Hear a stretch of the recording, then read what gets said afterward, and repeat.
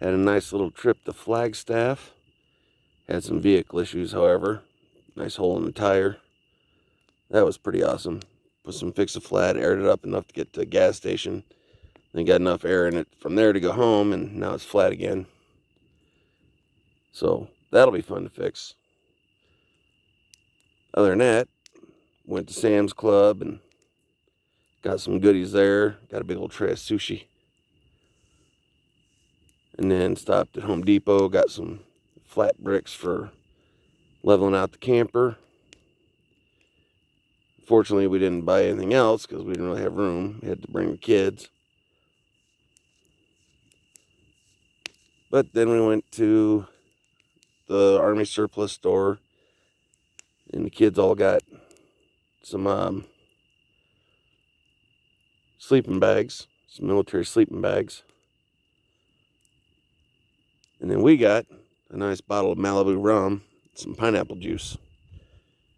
So we can sit here and chill by the fire out in the middle of nowhere, drinking some rum and pineapple juice with the fire going. There ain't nothing better than this.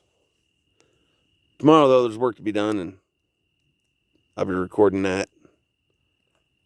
Or at least once it gets done. Got the boy to dig me some holes. So, I catch y'all tomorrow. Y'all have a good night. Tomorrow I'll probably cook some tomahawk steaks. Take care. Bye.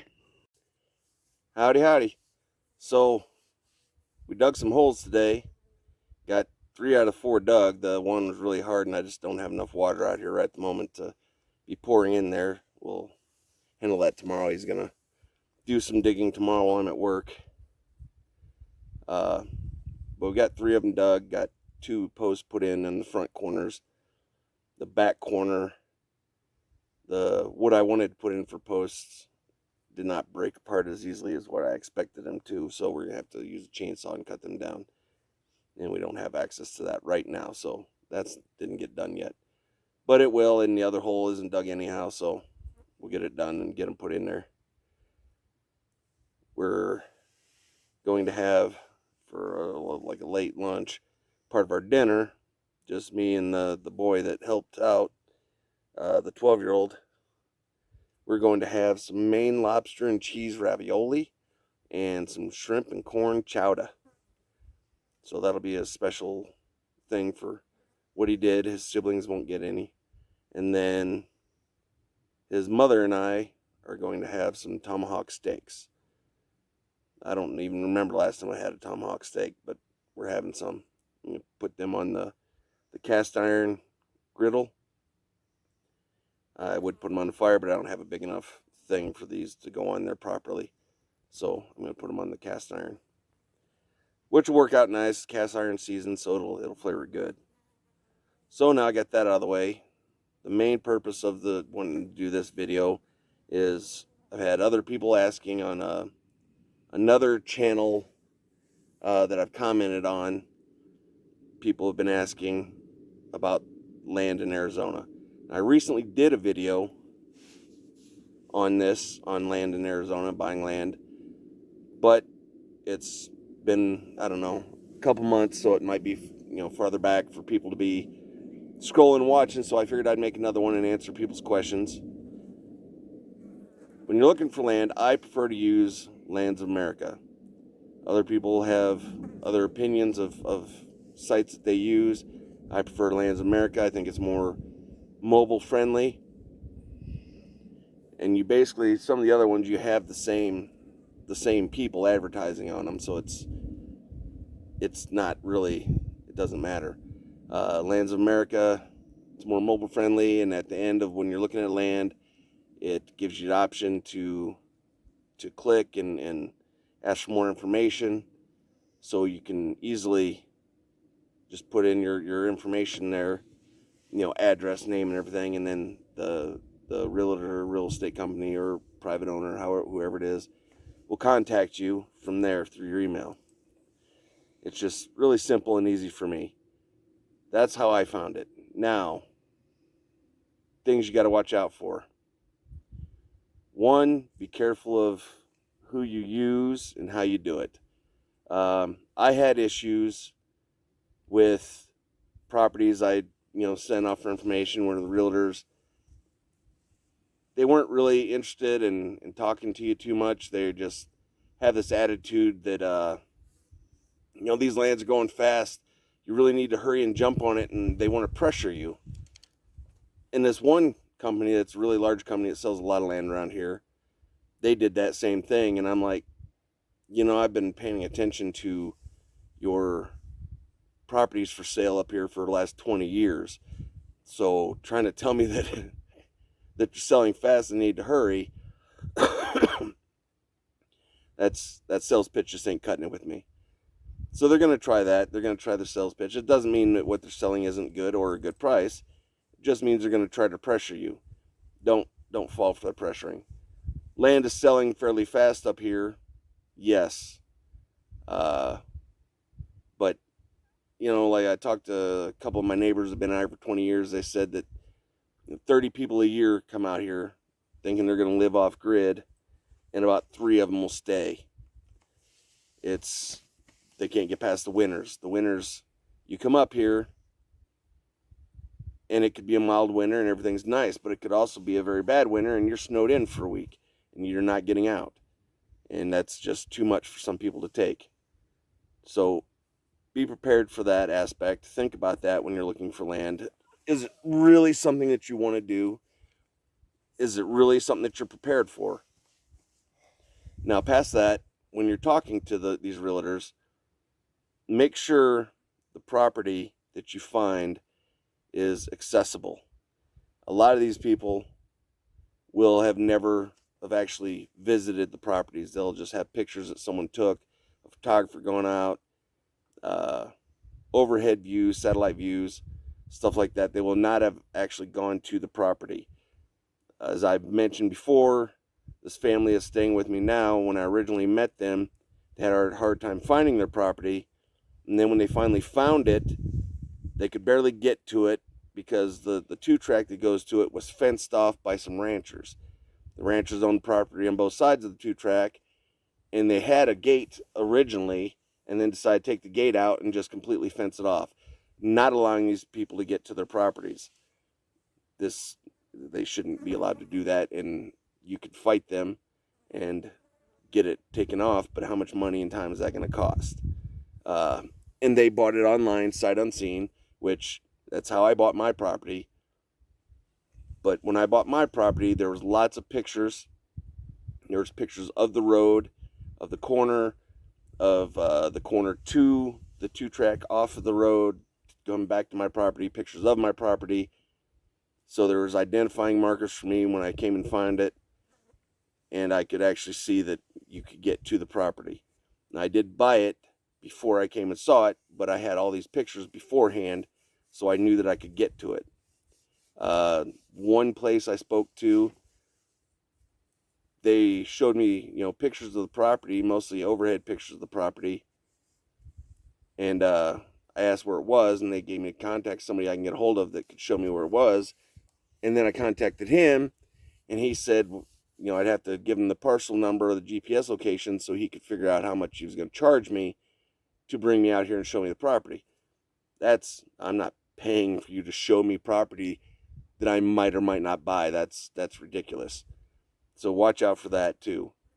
I would recommend, I did it without sight unseen, but I would recommend coming and seeing the property first. I would not recommend buying a sight unseen. I've done it. Another YouTuber out here did it last year as well. We both did it the same way, bought it sight unseen, and then came and found the property. But I highly recommend against it because things can go wrong. Like I said, it could be that it's fenced off, you can't get to it. The road has been washed out completely, and now it's just a big wash and a little bit of a cliff getting down into it. You never know. In this last monsoon season we had, it was so heavy. That's a very real possibility. So be wary of that. Come look at your property before you can commit, or before you do commit. As far as choosing where to go, what county to go to, it all depends on what you want to do. If you've got a lot of money to spend, then you can go to Navajo County or someplace like that and buy land. Yavapai County has a lot of land for sale. I'm not familiar with the rules of every county in Arizona, but I do know there are restrictions, quite a few restrictions in places like Yavapai and Navajo County. Cochise County, I'm not familiar with all the restrictions, but I do know that you can do an opt-out where it costs, with the permits and everything, you get a cost roughly around $500. And then you can opt out from getting inspected for anything. You can build your place and not have to worry about getting any inspections. Excuse me. You can do that. Again, I'm not familiar with all the rest of the rules. In Apache County, it does have some restrictions, but it's not really bad. And my understanding is that they're pretty lenient and not really strict on what restrictions they do have. Here, you can come out on your land, live on it in a tent, in a car, in a camper, whatever, for as long as you want. There's no rules, restrictions against that. Other counties, you can only live on your land like 14 days a year or some craziness like that, unless you build a permanent structure. But here in Apache County, it's not like that. So a lot of people come out here with RVs and campers and just live out of their campers, set up water tanks, which is, pretty much what I'm doing, and just live like that. And then, there's, as far as that goes, there's no running water out here. There's no utilities whatsoever. There's no electric, nothing. You're going to have to figure out what you're going to do. You can go solar, you can run a generator, you can buy water totes and have them brought out here, and then you can have someone come out and deliver water and fill them. It's really not that expensive. To dig a well out here, especially, on my property, you're looking at $30,000, maybe more, because of how deep they have to go. So keep that in mind. Keep the solar, wind, and also take in consideration out here. It's always windy. It's not super windy today, but it is always windy. There's always a prevailing wind, and we do have some really heavy gusts. That they can be 80-mile-per-hour wind gusts. It can get pretty windy and pretty bad out here. So take that in consideration when you're planning on how you're going to set things up, where you're going to put your solar, and whatever else you do. Back to speaking with the realtors.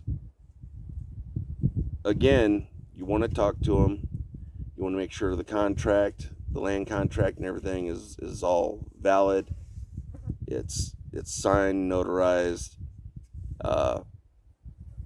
Mine was very easy.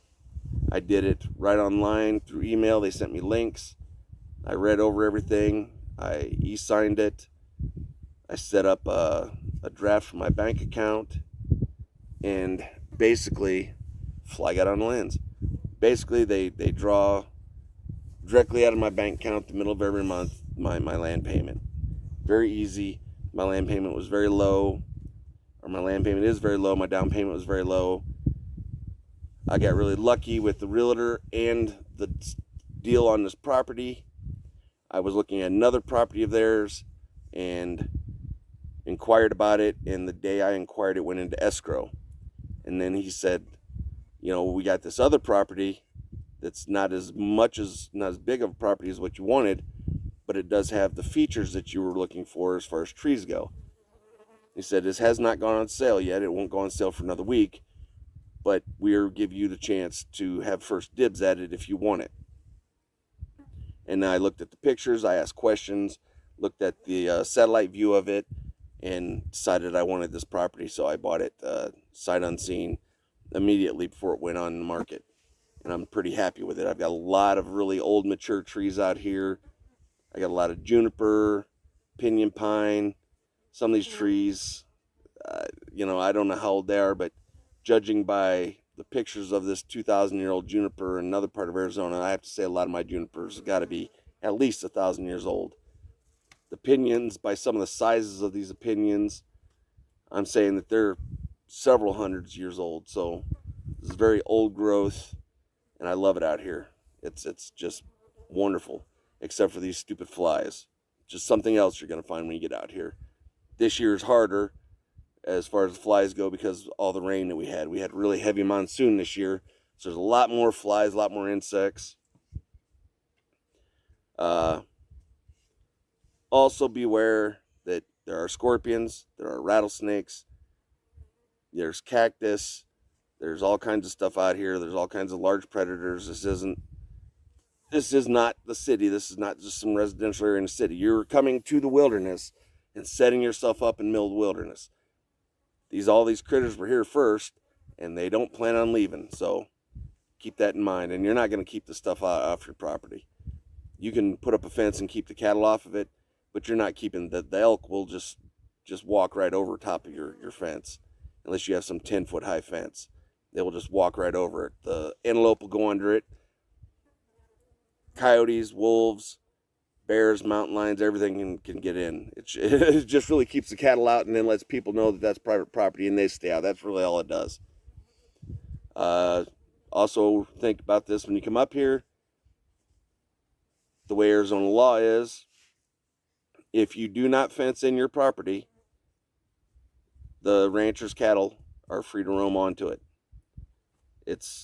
You've got to fence them out. That's the way the law works here. I don't like it. I grew up originally in Texas and things were different there. They're responsible for their own cattle. You're not responsible for their cattle, but here, that's not the way it is. So just keep that in mind too.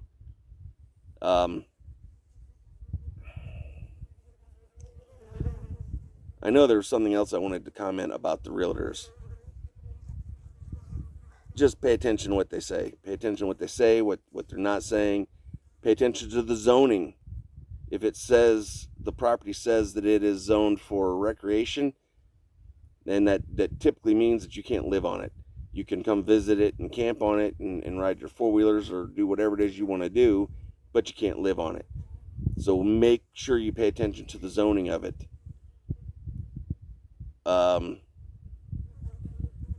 If being close to town is what you're interested, then make sure that it's something closer to town. A lot of them have POAs instead of HOAs. A lot of these big ranch areas, which my property is not in one of these ranch areas. It's very easy to get large amounts of property up here in these ranch areas for low price. There's a place right, one of the big companies that you're going to see when you go to Lands America and you start looking is in St. John. They have a place in St. John, and they will meet you and they will take you out and do tours and show you the properties that are within your price range. They are in what's called ranches. That means it's 40-acre parcels, 36, 40-acre parcels, whatever, that people come up and buy. So you're going to have neighbors on the next 40 acres if it's been sold. Or someone's going to own it. They may not be living in it, but they're going to own it. They're going to have wells for you to go and draw your water from. Most of them will. And they'll have the POA, which is supposed to take care of the roads. It's not supposed to be an actual HOA. They're not supposed to be real restrictive. But there are, I'll just say, undesirables moving to this area that are getting on the councils for these, and they're trying to bring their city mentality out here and affect the way things are done. This is the people that are out here, living out here, been here for a long while, are not really happy about it. They're living on these ranches because the whole purpose of coming off grid is, of course, to come off grid and be left alone, not to bring city ideas and try to make it into a city. It's just not it's not a city. They do maintain the roads. The other entities maintain our roads out here. They didn't do much while the monsoons were still going on because it just would have been futile. They would have come out and fixed the road, then monsoons would have hit again and wiped it all out, and then it's just they can't do that. That's just crazy to think that they could, because it's too much money. They waited, now the monsoons are done. They waited until they knew the monsoons were done, and they've come out and fixed our roads from all the being washed out and whatnot from the monsoons. That's something else to bear in mind. If you come out here living away off grid and you don't have a vehicle, a truck, four-wheel drive, or an all-wheel drive vehicle or something like that, you could wind up being stuck just during the monsoons because you can't get out. It does get a little slick. There are big mud holes that you have to go through. Sometimes people will be able to make a road around them, sometimes not. So keep that in mind too when you come out here. This is not pavement. I don't know. Any other questions anybody has, feel free to ask, and I will answer the best I can. I'm sure I'm forgetting something. It's hard to remember everything that I should tell people because I just don't know what people's questions are. People are going to have different questions maybe than what I have. Or, since I've been here for a while now, I bought my land a year ago. I don't really remember all the details and all the little things that I did. Needless to say, Dreisen Properties, I believe is how it's pronounced. It's Dreison, I believe. That is who I went through. That is who I bought my property from. And I would recommend them. I don't know what they have available. And I do know when they get things available in this area, it's sold really fast. I get updates, email updates, and I get first dibs at a lot of different properties because I'm already a client. But it doesn't usually last long when they do put it up. They have really good prices for smaller parcels. They do sometimes have larger 40-acre parcels, but their properties sell pretty fast. They're really easy to work with. They're really friendly. They answer your questions. And I would recommend them. So if they have anything, talk to them. You can find them on Lands of America, however, or you could just Google them and go straight to their site and see what they have available. And I know they have a lot of smaller, like just shy of 1 acre properties down in Cochise County. Like I said, what they have up here, every time I see anything from up here, it sells really fast. So that's about it. Keep that in mind. I mean, just save up some money. It really doesn't cost a whole lot.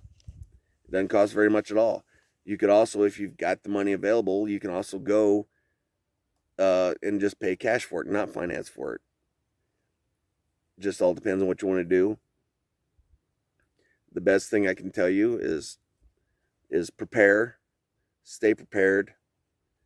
Oh, there's a little hummingbird over there now, checking things out. Just prepare yourself when you come out here. I would recommend coming out, like I said, seeing your property that you're interested in buying first, if all possible. Maybe if you're not from this area, if you're not used to spending, not sure of the off-grid lifestyle, not used to actually camping, and by actually camping, I mean, taking your camper and your generator off into the woods with a whole bunch of other people around you. This isn't the same thing. Even if you have your camper and generator, there's not people around. I don't know what that hummingbird's doing. He's just kicking it. But I'd come and check it out first. Spend some time out here. Highly recommend that. Talk to some locals. Come to the farmers market at Witch Wells. Talk to people there. Get to knowing what it's like out here all year round, different times of the year, so you're prepared. Once you have decided this and you buy your property, then at least you know some people, you've talked to some people, and you've done some research about what it's like. Just do your due diligence and decide after that. Watch my other video on some of the dangers if you'd like, what can happen out here. Like I said, this family's out here. Their father ended up dying. He got stung by something, and it created a blood clot, or broke a blood clot loose, one or the other, and it ended up killing him. This is very dangerous out here, and he'd done his research. He knew what was going on. He talked to me, and I answered his questions. He was familiar with the situation, so it can happen to anybody. Be careful. Until then, I hope y'all would like the video, subscribe to my channel. I'm getting better at it every time I do it, but I'm just trying to be me, not do any fancy camera work yet. Eventually, hopefully I will. But take care of yourselves. Love y'all. Please like, share, subscribe my channel. If you have any questions, feel free to comment, and I will answer as best I can when I can. Thank you. Bye.